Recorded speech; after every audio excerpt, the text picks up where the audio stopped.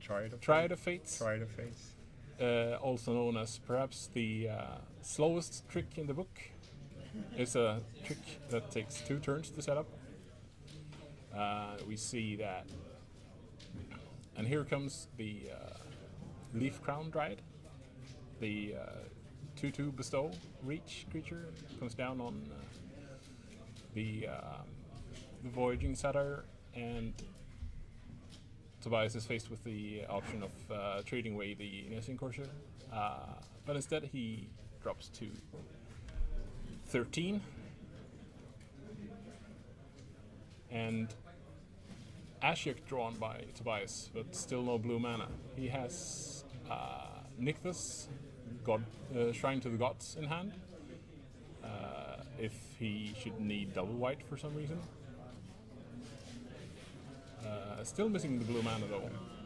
Is that a Lash of the Whip? That is a Lash of the Whip. So you can stay alive definitely for a few rounds. With the Triad of Fates and the Lash. Yeah. So it's not in that big of a hurry. On board at least. We'll see what Bjorn has to fill up the game with. Yeah, exactly. If he's spending 5 mana this turn to kill off one of Bjorn's dudes, he's not progressing his own board, so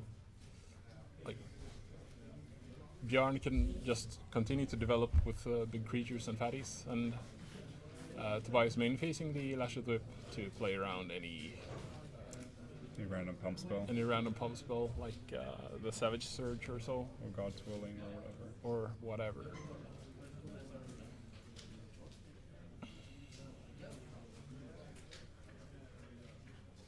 Still just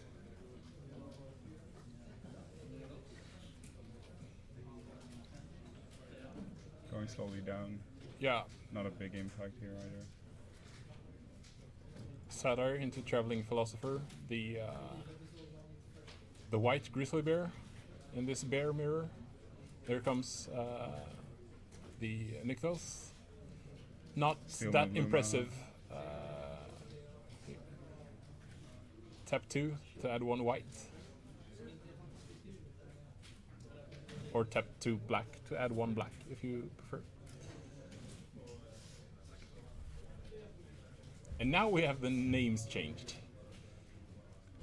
Woo! Tobias really hurt by not having blue mana.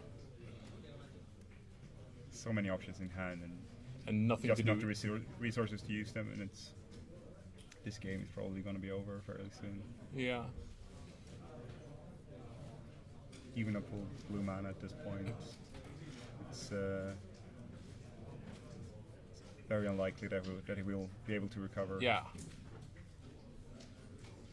And down comes the Boon Satyr. +4, +2, bestow, flash, and Tobias takes 4, goes down to 6, and scoops up. So stalling a blue mana that early really hurt him. Yeah. And we see Tobias sideboarding in the Flesh Mad Steed, the 2/2 beer that gets tapped every time a creature dies. Perhaps he's thinking about removing the white splash here then, since it did actually hurt him. Well, Triad is probably a lot better in a more control-ish matchup. So it's not unlikely that he will take it out. Yeah, exactly. Since Bjorn, the cards that Bjorn has shown at this point is fairly aggressive and way too fast to be able to use the Triad, unless even if he drops it on turn 4 and then starts using it, still wasting 1 mana to stay behind. Yeah. And it's not very efficient versus the aggressive creatures. Yeah.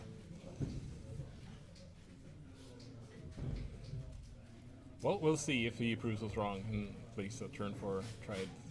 I don't think that the Triad of Fates is that much more than Hill Giant in the format. Like, The best Well, no. I've seen with it is like blinking the Grey Merchant of Asphodel, Asphodel. and Even with since we know that Tobias has the Ashiok, it could it could do things with setting up against a monstrosity or resetting your own monstrosity. But other than that, it's way too slow and not very impressive of a body either. Yeah. If you can get off the combo, so to speak, with the keepsake Gorgon, so you get to another use of the monstrosity on keepsake Gorgon, is of course sweet. But at that point, you have most likely 2 for 1 to your opponent, and you have spent 12 mana doing so.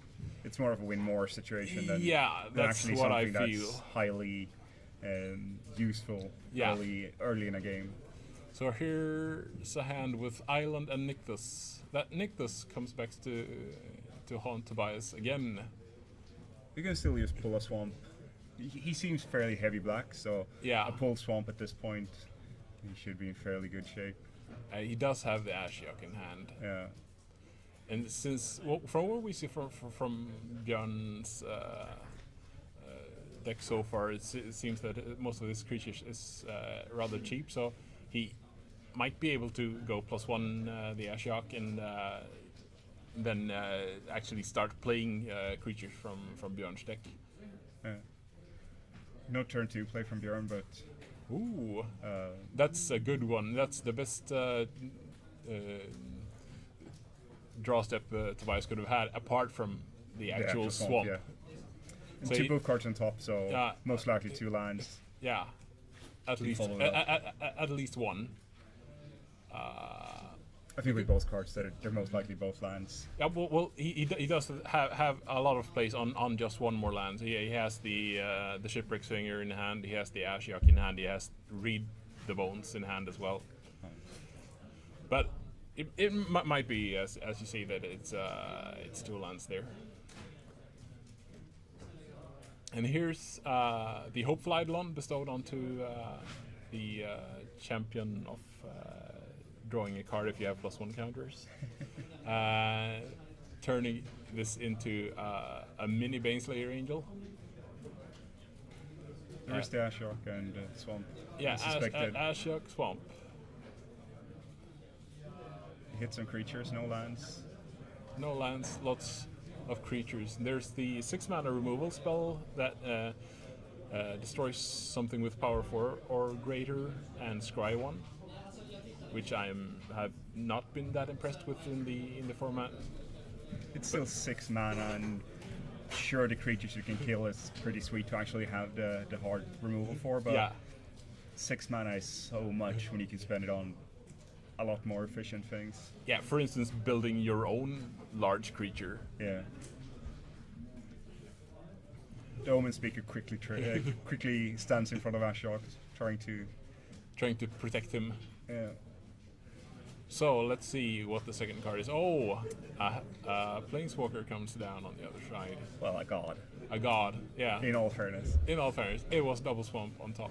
I spoke to Björn a bit before the game, and he is fairly light on the White Devotion, so it will most likely just give life or vigilance and build some 2/1s. But now with already at 3 Devotion, you need like one. It's not unlikely that he has 2 more white spells in hand, two more white creatures to actually activate it and have it attacking next turn. Or just a double white creature. Yeah. So a creature, or he plays a creature. He plays the gain 4 life, gain 2 life, gain a life for each green devotion that you have.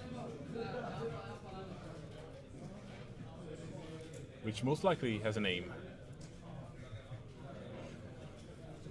Every card has. Every card Sadly, usually has. We're not that up on our card names from Theros. So next turn, Björn is holding both Lash Whip and Grey Merchant. Tobias is holding a lot of 5-drops. Yeah. And Tobias continues to jump in front of the bus, the life-linking bus that is. Oh yeah, the creature has been done so because of the god, Yep. of course.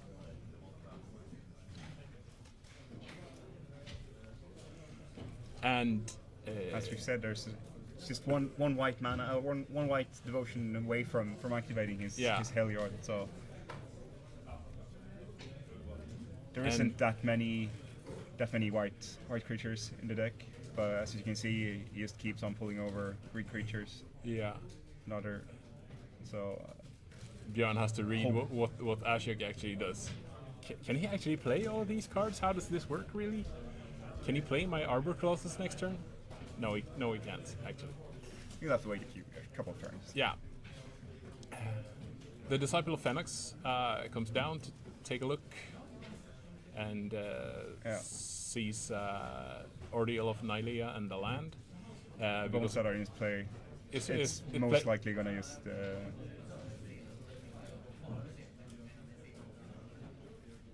He played the Satire in response. So Bjorn can probably keep Ashok alive. yeah, and just go Bjorn can for just back him down to 1, but he'll get rid of his creatures. Will just go away. Yeah. So, we'll see if Bjorn is lucky enough to pull off the last white devotion that he wants, and just finish this game once and for all. yeah, activating the Activated God at this point will just kill off Ashiok and just get rid of. and everything so much attacks for- Ashok, and Tobias just says fine. I'll let it go. He wants to keep as much black devotion on the table because of his Grey Merchant. So if it comes down this turn, it drains for 5. Yeah, 6 even. Björn. Oh yeah, that's the harpy. Yeah, exactly. Björn, not very phased. He is on 39 life from all the life gain of the. So Shipwright Singer and a Nyctex activation will give him the Grey Merchant as well, and drain Yeah. for 7. I actually managed to play both of them because of the Nyctex strength gods, which we have been racking on so far this game. But this turn turned out to be very crucial for him, being able to double play a creature here. Yeah. It's first soldier token for. I actually think they're clerics, but not that I'm counting. Fair enough. It's Yeah. a 2/1 enchantment, anyways. It's a 2/1 enchantment. So the game has gone on for 6 or 7 turns, and the life score is 30 to 27. We don't like game on both sides here. It was inevitable to be a fairly long game. Yeah. And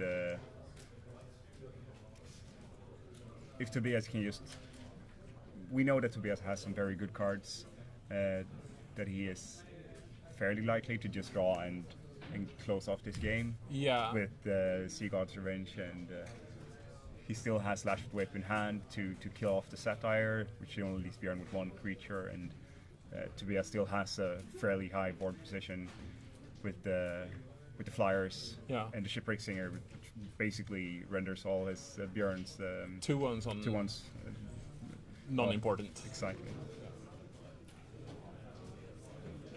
I think that Tobias also has. He has a second Shipwreck Singer in hand now. Oh. So Nyctex taps for 6. Taps for 7 now. If we are counting black mana. 8 even, right? 8, yeah. Yeah. So 8 black mana, read the bones, and then still have 5 mana left for Lash with Whip. Lash the Whip, yeah.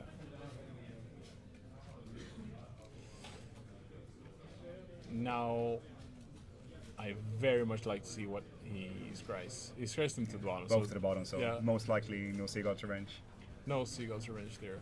It looked like a Voyage's End. Voyage's End and the Thassa's Bounty. Thassa's Bounty. Mill 3, draw 3. So we most likely see a Lashed Whip on one of the creatures at this point. Yeah. Yeah. Shutting off some of the life gain, making it much more manageable. Yeah. Try and close off this game. Yeah. Before Bjorn has a chance to draw some more threats. Yeah, and this way he also gets rid of one white devotion for Bjorn. Yes.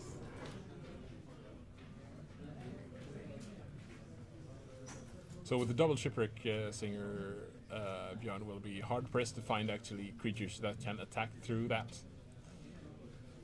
He actually can't activate both his Shipwreck Singers at this point. Sure, he can. He can use the Nykthos for blue. Ah, there is. He can exactly get enough mana to use both his Shipwreck Singers. Yeah. And here comes another blue mana in the form of a unicorn.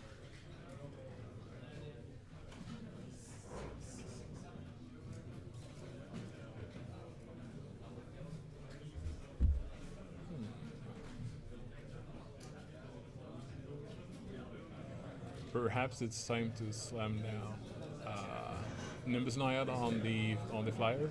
Maybe just bestow it on his lifelinker and keep swinging in the air. Yeah. He's just gaining all his life back. Yeah. And now he's drawing lots and lots of cards. He's opting to just draw more cards. Yeah. A fine choice. A fine choice. Bjorn milling away 3 creatures. No, 2 creatures and enchantment removal. Fade into Antiquity. Which doesn't seem very good versus Tobias's board here. The Shipwreck Singer comes in. No point in keeping him back, really. Tobias has another unicorn in hand. So next turn he might actually be able to force Bjorn's team to attack and just wipe the board.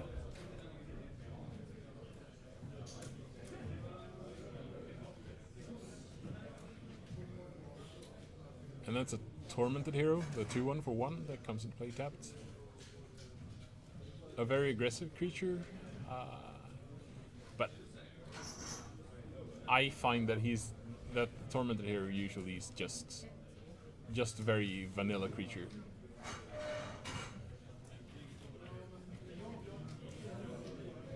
So I haven't been really impressed with it. And here comes the Nimbus Naiad bestow on the lifelinker, the Harpy. You could plausibly play around a second removal, which you saw from Bjorn via Yashok earlier. Yeah. Bjorn actually had mana up for activating the god, but it can also mean Divine Verdict, if you want to be careful.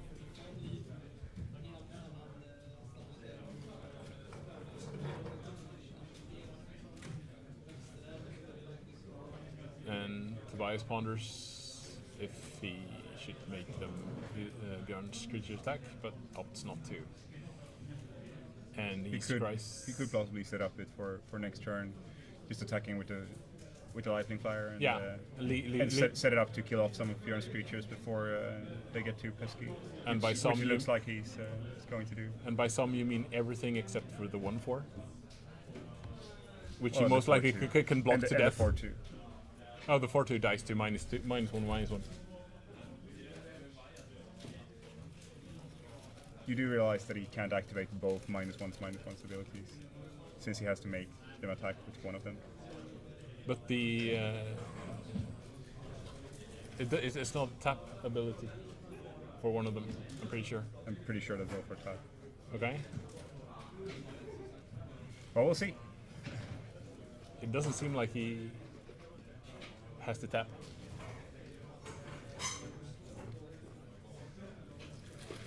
You are correct, sir. I know. So the forcing creatures to attack is doesn't require the tap. Yeah.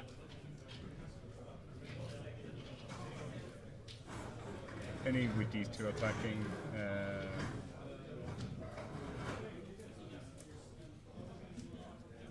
it's still a fairly good turn for Tobias. Yeah. Getting rid of the bigger creatures. Yes. While, like, just chewing away in the air, gaining back the life. I think this game is squarely in Tobias' camp. Yeah. He may be slow in the air, but he's still gonna pick off some creatures here for Bjorn. Yeah. We'll see if he just tries to kill off the white devotion at this point, which is probably a good idea since he's up at 4 again. Yeah. But it probably won't matter in the end. Tobias is thinking about it. Making He's just forcing the making some soldiers. 2-1s attack. And they go splat when they run into -1. Tobias still has the Voyage's End should something unexpected happen. Say that the Heliod goes devoted. So I don't think anything scary can happen here.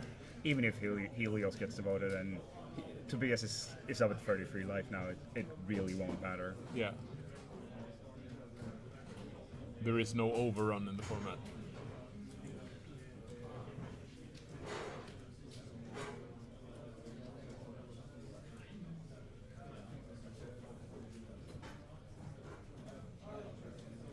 He's forcing in the smaller creatures. Yeah. We can kill them off. Yes. So it's. It doesn't look good for Bjorn. It doesn't look good at all. He must have something in his deck that he just doesn't scoop it up at this point. But Well, he maybe Tobias will play some more cards, reveal some more information.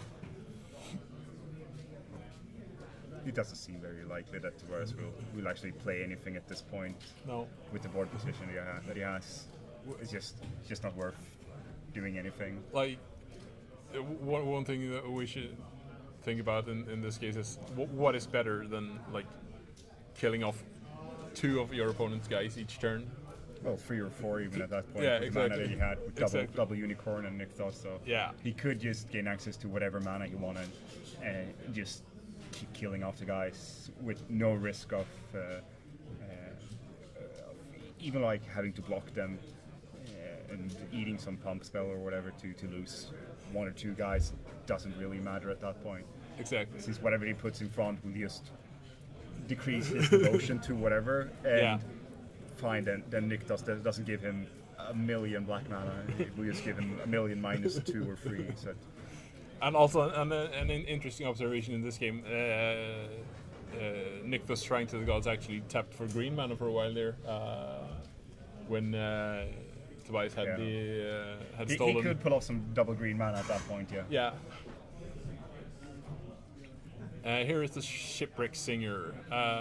1 colorless and 1 blue to make an opponent's creature attack you, and all attacking creatures get -1/-1 for the price of 1 colorless, 1 black, and tap.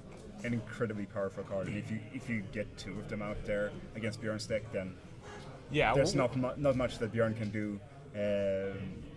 Not really any removal that will hit it, or yeah, exactly. There are some fight cards like the Time to Feed that maybe can remove it, but this Shipwreck Singer out with the slightly bulky creatures that Tobias has in his deck, like the 2 for Asphodel Grey Merchant, can fight off most of the common creatures in the format. There, very few creatures in the format has more than 4 toughness.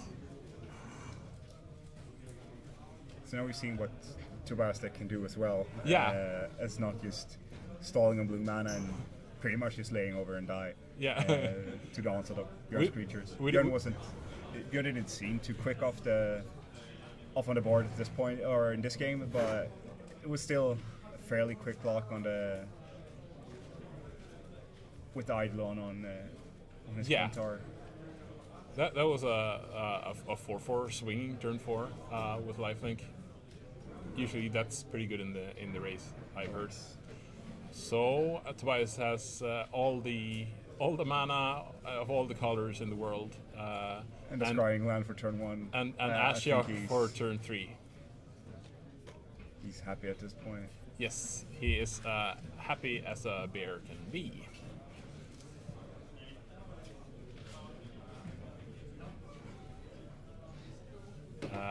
Bjorn plops down the turn 1 enchantment that you can sacrifice for to deal 3 damage for 5 mana. Yeah. And a mana guy. Yeah, the traveling satire. So, is there something lurking? Is there a 4-drop lurking in the wings here, or?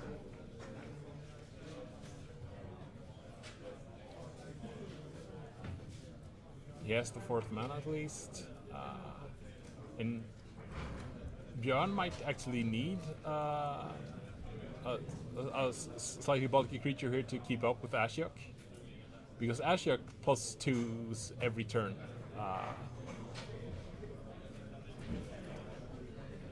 So if you can't force at least a 3-power dude through each turn, you are actually losing the race versus Ashiok. There's a big pull for Tobias on the Ashiok with 3 creatures from the top. Yeah, like he can go +1 next turn, or +2 next turn, and then actually play Bjorn's 6-drop if he wants to.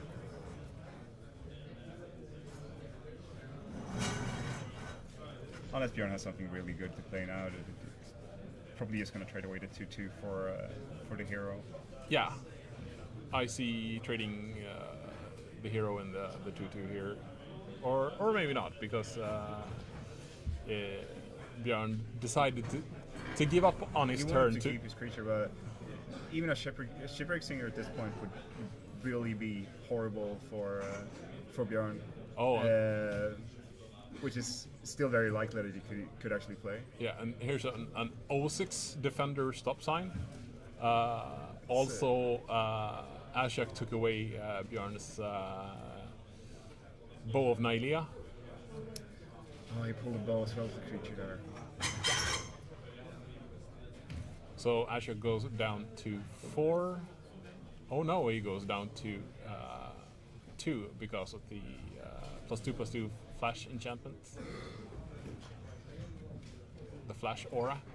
Still down to 2, and it won't be killed next turn unless Bjorn has another trick. Exactly. So it's still active and going. Yeah. Milling away at Bjorn's library, seeing what to find. Oh, and there's the god. The god. Oh my god. And he also has the Voyagezen on his hand, so it's most likely that Tobias will be blocking the 2/2 and bouncing the enchanted Voyaging Satire. Yeah. Bounces before blockers, so he doesn't get blown out by, say, God Willing or something like that. Yeah, I think that he could still just block the 3/3 with his defender. Yeah. Saving some loyalty on Ashiok at least. Yeah. Nessian Asp for Bjorn here is a big draw. But Tobias just drew the Lash of the Whip, so the Unicorn can actually take down the Asp if he chooses to. He has Fastest Bounty as well. Could just eat 2 on Ashiok, just to try and keep it safe. Yeah. Bjorn is still some mana away from actually doing monstrosity on the Asp, so yeah. I can actually read Tobias's mind from here. Is there any way I can get +1/+1 counters on my dude so I can draw a card for the Chronicler of Heroes? He doesn't find a way, but plays the Chronicler anyway. So keeping up the Lash of the Whip mana, passing the turn. So Tobias actually managed to pull off a feat here that is developing his board while keeping Lash of the Whip up, which you normally can't do because of the heavy cost on Lash of the Whip. Just one of the many things that Ashiok can do for you. He just throws the Chronicler of Heroes under the bus. No. Is it 8 or 7 to monstrosity on the? It's on the 7. So he has mana to do monstrosity on it now. Yeah, that's why he didn't Lash of the Whip. So we'll see if as a bounty, see if we can pull off some more dorks to try and stay off the Asp and keep Ashiok in play. Yeah. He has a Farika's Cure in hand. Yeah, he has Cure. a Freakus Cure in hand. To kill off the 2/2 if he wants to. If he wants to. Bjorn, in the meantime, Monstrosity CSS his Nessian Asp. And I'm thinking that, yeah, the unicorn gets thrown under the giant bus that is the Asp. So perhaps there will be a Freakus Cure on the, yeah.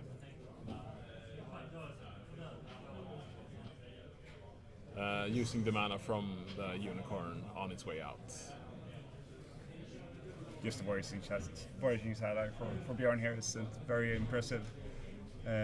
Tobias has so much time to just do whatever he wants with Ashiok at this point, and it's even likely that he will actually be able to use mill out Bjorn. Yeah. Just keeping up the defenders. Playing a jumper each turn, just keeping the Ashiok alive. Yeah. It looked like he has the Triad of Fates in hand, yeah, so but no white mana. So no white mana, didn't board it out.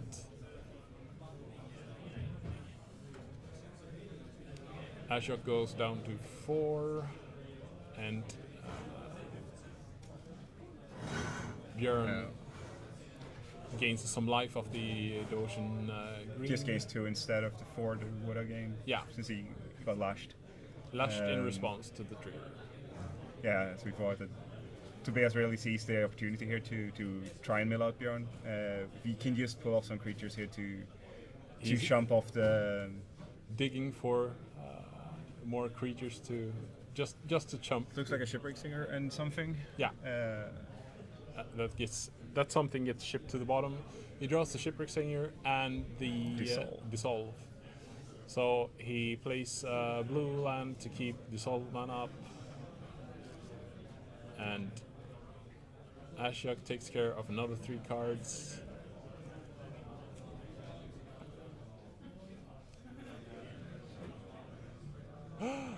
And the Dissolve. Scry 1. I always keep forgetting to scry on those cards. Like, I got my effect now. Never mind the scry. I think like Dissolve Void Descend, where it's just scry 1 as well. Where initially it would seem like a fairly weak effect. Yeah. But you can still gain so much out of it with just a random scry here and there. Yeah. To just shuffle away some random cards that just doesn't do anything for the position that you're in at that point. Yeah, like in this position, scry 1 is kind of like drawing a card. If that was a land that Tobias shipped to the bottom here, he has basically drawn, quote unquote, that land. Yes. And the Shipwreck Singer beautifully stands in front of the huge Asp at this point. There's Arbor Colossus, so there's still just free cards in the library which Bjorn sees, so this game is over with the Ashiok activation. Yeah. So Tobias takes this game 2-1. Milling Bjorn out. A turn 3 Ashiok, it's pretty darn unbeatable. it is most likely one of the best early plays you could have. If that would have been if you would have had Phalanx on turn 2 as well. Yeah, so we would have had the defender one. Yeah, so 2-1 on turn 1, 3-3 on turn 2, and then Ashiok turn 3. It would have been over. Most likely have been like the best possible draw that Tobias could have had at least. Yeah. We were discussing the best 4-card hand in the format. Someone put forth Forest, Voyaging Satire, Palukronos. But I think that any hand with Ashiok and 2 lands is better than that.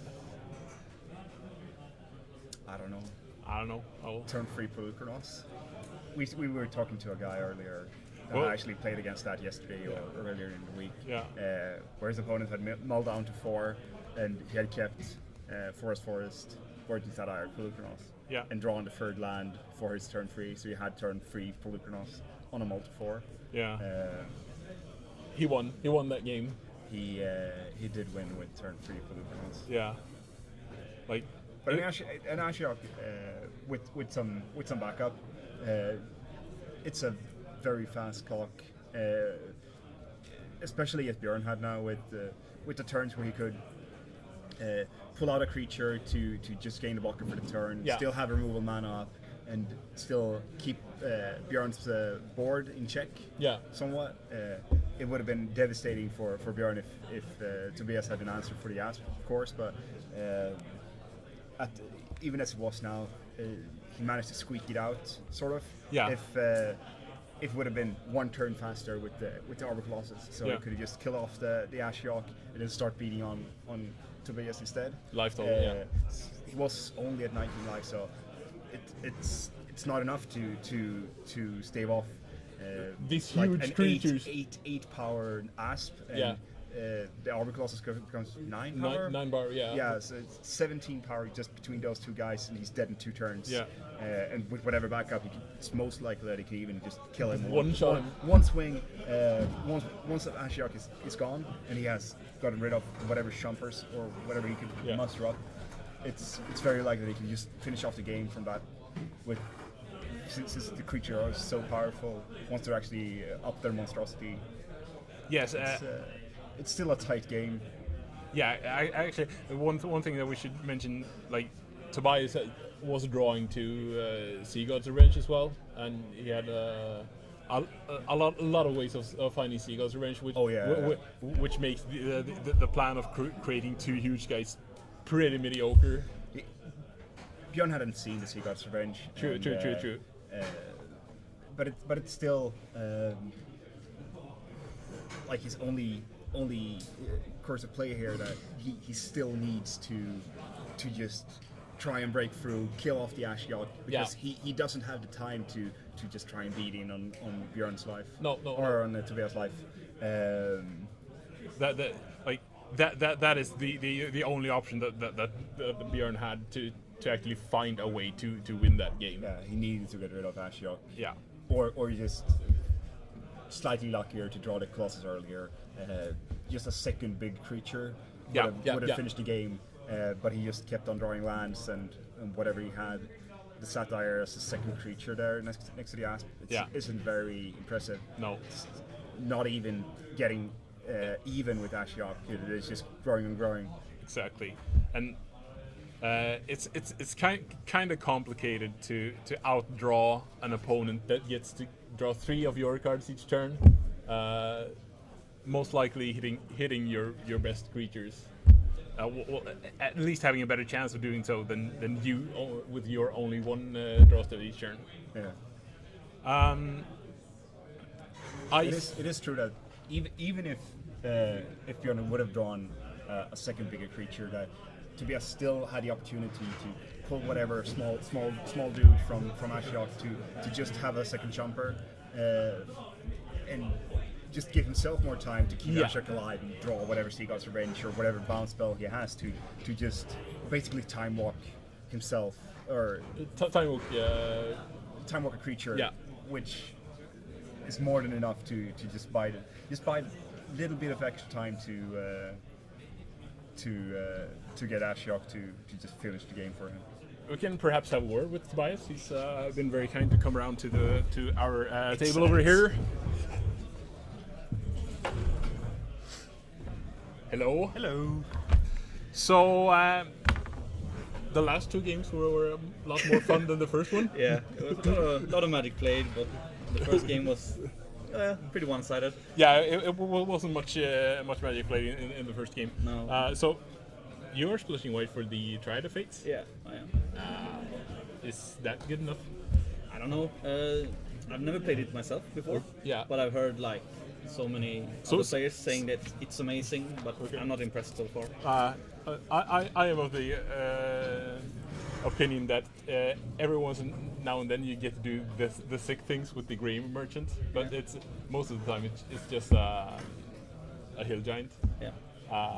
But perhaps you didn't have anything better in your main colors. My draft went pretty horrible. Okay. To be honest. Well, how lucky you to be up against a guy with the white god, the Nylea's bow, and the bestow. And Arbor Colossus. And as Arbor well. Colossus. Yeah, he had a lot of bumps. Yeah. That be said, but my mythic foil rare Was better than his non-foil mythic rares. Yeah, true. apparently. It's the first time I've been amazed with Ashiok, actually. Okay. I've had it before in both draft and seal deck, Yeah. and it's just sucked for me. It's done nothing. Okay. Yeah, I played it on Magic Online from like in a big seal deck. Yeah. And on Magic Online it's pretty crappy because if you activate the minus ability, Yeah. it bugs the whole tournament out. Oh, I didn't know that, actually. We can ask David Kalos on that. He did that to the PTQ. That's why they have a PTQ this weekend. Ah, I see. Yeah, the 7th round. Yeah. Goodbye. I heard about that. That should be not so good. Not for so those good. So, like a lot of people are either here or going to Antwerp or playing the Grand Prix in the US or going to the Star City Games in the US. Yeah. So most likely this PDQ will be the easiest ever. Probably. So what are your best cards in the deck? Well, I first picked Ashiok, and it's been good. I got 2 shipwreck singers. Yeah, they totally dominated the game too. Well, since he didn't draw his bow. Yeah, exactly. That would've been- That was lucky. Yeah. Yeah. Pew pew. I have like 1 Grey Merchant, Yeah. a couple of Tormented Heroes, but the deck is not that good, actually. Yeah. It's just pile, to be honest. You do have the Seagull's Revenge, right? No. Nope. I have THS Bounty. Okay. It's We not. remember wrong then. We were talking about in the third game that Björn's line of play would have been just devastating for the game as such if you wouldn't have drawn like more bounce or any bounce at all at that point. When he was just unlucky to just not draw the creatures that he needed, he was still on lands, and just having the Nessian Aspen and the Voyaging Satire to just ping down one. I was pretty lucky there. Yeah. We were thinking that even if we would have drawn the last card, that we were pegging you on having the Seagull's No, Revenge. I didn't. But since you didn't, then it would have definitely closed off the game. If he had just drawn a medium-sized creature. Yeah, if he had drawn the Arbor Colossus 1 turn before, Yeah. that pretty much would have done it, since I couldn't defend against that much power for 3 turns. Yeah, exactly. He had 3 cards in the deck, right? Yeah, So he had 2 turns of beating you with 17 power. That would have been quite enough. Would have been enough. Yeah. Well, thanks and good luck in the rest of the tournament. Thank you. Thank you.